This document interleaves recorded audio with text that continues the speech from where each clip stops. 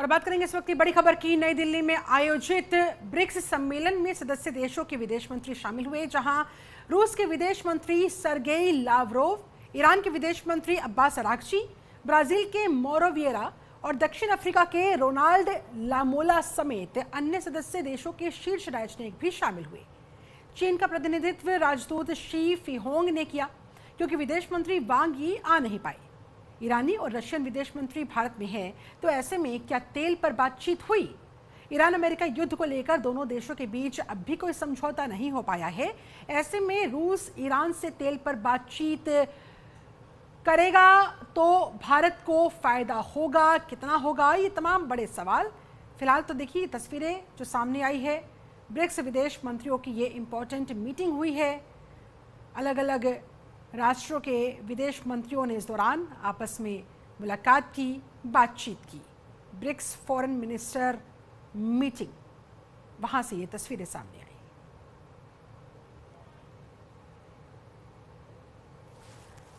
ये देखिए तस्वीरें, राजधानी दिल्ली में ये महत्वपूर्ण बैठक ब्रिक्स के देशों ने जिसमें हिस्सा लिया। ब्रिक्स देशों के विदेश मंत्रियों ने यहाँ पहुंचकर इस मीटिंग में हिस्सा लिया और ये अलग अलग विदेश मंत्री अलग अलग राष्ट्रों के, ईरान के, रशिया के, हालांकि चीन के विदेश मंत्री नहीं आ पाए। उनके जगह चीन ने अपने राजदूत को भेजा और डॉक्टर एस जयशंकर को भी तस्वीरों में देख पा रहे हैं आप, भारत के विदेश मंत्री, जिन्होंने तमाम राष्ट्र जो ब्रिक्स के अंडर आते हैं उनके विदेश मंत्रियों से इस दौरान मुलाकात की। ऐसे में जाहिर तौर पर देखिए जो इस समय वैश्विक संकट और जो हालात बने हुए हैं, ईरान अमेरिका का युद्ध जिसमें अब तक कोई समझौता नहीं हो पाया है, न ही नज़दीकी भविष्य में, निकट भविष्य में इस तरह के कोई हालात बनते हुए दिखाई दे रहे हैं। ऐसे में क्या इस पर बातचीत हुई होगी, बड़ा सवाल है।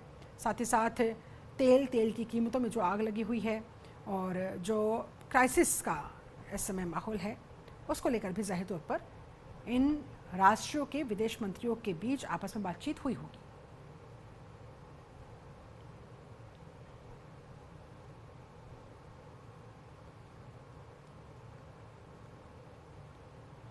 और ब्रिक्स विदेश मंत्रियों की बैठक में ईरानी विदेश मंत्री अब्बास अरागची ने कहा कि इस कमरे में मौजूद लगभग हर किसी के लिए अमेरिकी बदमाशी के खिलाफ हमारा प्रतिरोध एक अनजानी लड़ाई नहीं है। अब समय आ चुका है कि हम संयुक्त रूप से आगे बढ़े और ये स्पष्ट करें कि किस दिशा में आगे काम किया जाए। वो प्रथाएं इतिहास के कूड़ेदान में हैं। आज हमारे देश पहले से कहीं ज्यादा एक दूसरे के करीब है। हम उन आम और खतरनाक चुनौती को नजरअंदाज नहीं कर सकते जिनका हम सब सामना कर रहे हैं। इतिहास को देखिए तो पता लगता है कि पतन के दौर में साम्राज्य अपने अपरिहार्य भाग्य को रोकने के लिए कुछ भी नहीं करेंगे। Actually, everyone in this room, our resistance against US bullying is not an unfamiliar battle. So many of us encounter slight variations of the same repugnant coercion. It is high time for us to jointly step up and work towards making clear that those practices belong in the dustbin of history. Today, our nations are closer to one another than ever before, and we cannot ignore the common and dangerous challenge we all face. History has shown that empires in decline will stop at nothing to arrest their inevitable fates. A wounded animal will desperately claw and roar on its way down. Actually, everyone in this room, our resistance against US bullying is not an unfamiliar battle. So many of us encounter slight variations of the same repugnant coercion. It is high time for us to jointly step up and work towards making clear that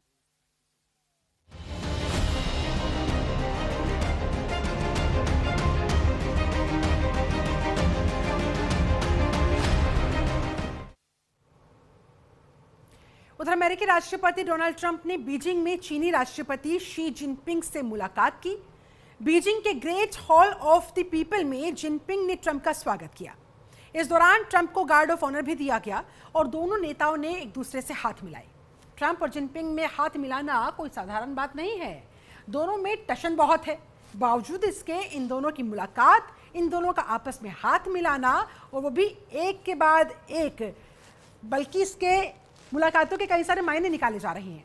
दोनों एक दूसरे की तारीफ करते नजर आ रहे हैं, सम्मान दे रहे हैं। बैठक में ट्रंप के साथ उनकी पूरी टीम मौजूद रही, जिसमें विदेश मंत्री मार्को रूबियो, रक्षा मंत्री Pete Hegseth, trade representative Jameson ग्रियर और साथ ही ट्रेजरी सेक्रेटरी स्कॉट बेसन भी शामिल है। इस बैठक की शुरुआत में ट्रंप ने शी जिनपिंग को दोस्त बताते हुए कहा कि उनसे मिलना उनके लिए सम्मान की बात है। उन्होंने ये भी कहा कि वो दुनिया के टॉप बिजनेस लीडर्स को अपने साथ यहाँ पर लेकर आए हैं। ट्रंप ने समिट को अब तक का सबसे बड़ा समिट और बातचीत को लेकर काफी उन्होंने उत्साह जताया। शुरुआती बयान के बाद मीडिया को बाहर भेज